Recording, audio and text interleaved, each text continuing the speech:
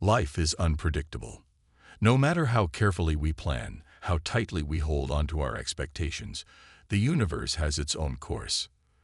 Things can, and often do, go wrong. A relationship that once felt unbreakable ends. A job that once provided security is lost. A loved one who seemed invincible passes away. And in these moments, we feel devastated, blindsided, broken. But what if we could prepare for these moments? Not to become pessimistic, not to live in fear, but to strengthen ourselves, to appreciate what we have, to build resilience, and to navigate life's storms with grace. This is the practice of negative visualization, one of the most powerful exercises in Stoicism. Imagine waking up tomorrow and everything you love is gone. Your home, your job, your family, your health. Imagine walking through your day as if it were the last time you would ever experience it. Imagine saying goodbye to the people in your life, knowing you will never see them again. How does that make you feel? Uncomfortable, maybe even panicked. That's the point. Because we live as if everything is guaranteed. We assume there will always be another day, another chance, another moment. But nothing is promised. Negative visualization forces us to confront this reality, and in doing so, it makes us appreciate what we have now. The Stoics believed that preparing for the worst was not about dwelling in negativity, but about sharpening the mind. Seneca, one of Rome's greatest Stoic philosophers, would regularly remind himself that everything he had could be taken from him. He would practice poverty, sleeping on the ground, eating the simplest foods, wearing the roughest clothing.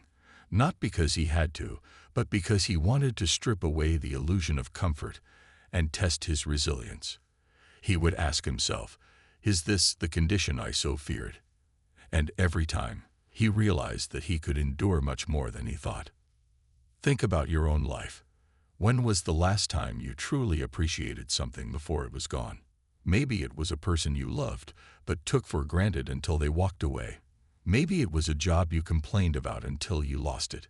Maybe it was your health, something you never even thought about until illness reminded you how fragile you are. We don't see the value of things when they are constant. We don't cherish what feels permanent. But nothing is permanent. Everything you have right now is on loan from the universe, and at any moment, it can be taken back. Negative visualization is not meant to make you miserable. It is meant to awaken you, to open your eyes to the abundance that already exists in your life, to prepare your mind for loss so that when it comes, you are not destroyed by it. Picture your life without the people you love. Imagine your closest friend never picking up the phone again. Imagine your parents no longer being there to support you. Imagine your health deteriorating overnight. Let that feeling settle in. Let it sting. And now, open your eyes to reality. Those people are still here. Your health is still with you. You do have another chance to appreciate what is in front of you. So why wait until it's gone? We often chase after more. More money, more recognition, more success. Always looking ahead. Always thinking that happiness is just beyond the next goalpost. But when you visualize loss, when you remind yourself that even what you have now could disappear, something shifts. You stop chasing and you start cherishing. The mundane becomes extraordinary. The small moments, a simple conversation, a shared laugh, the warmth of the sun on your face, become gifts. And when you live like this, with this level of awareness, you become untouchable. Because even if life takes something from you, you know you have already appreciated it fully. There is strength in facing the worst. When you prepare your mind for hardship, you rob it of its power over you. If you wake up every day expecting comfort, then every setback feels like an injustice. But if you wake up knowing that suffering is a part of life, that loss is inevitable, then you meet challenges with a steady heart. You do not crumble. You adapt. You endure. You thrive. Look at the great minds of history. Marcus Aurelius, the philosopher king, wrote to himself every night, reminding himself that tomorrow he might lose everything. He did not do this to depress himself, but to steel his mind. Epictetus, born a slave, knew firsthand the cruelty of life. Yet he taught his students that suffering is not in what happens to us, but in how we interpret it. Viktor Frankl, a survivor of the Holocaust, found meaning even in the darkest moments, proving that even when everything is stripped away, we still have power over our thoughts. What does this mean for you? It means practicing gratitude actively, not passively. It means taking time every day to imagine life without the things you love, not to scare yourself, but to wake yourself up.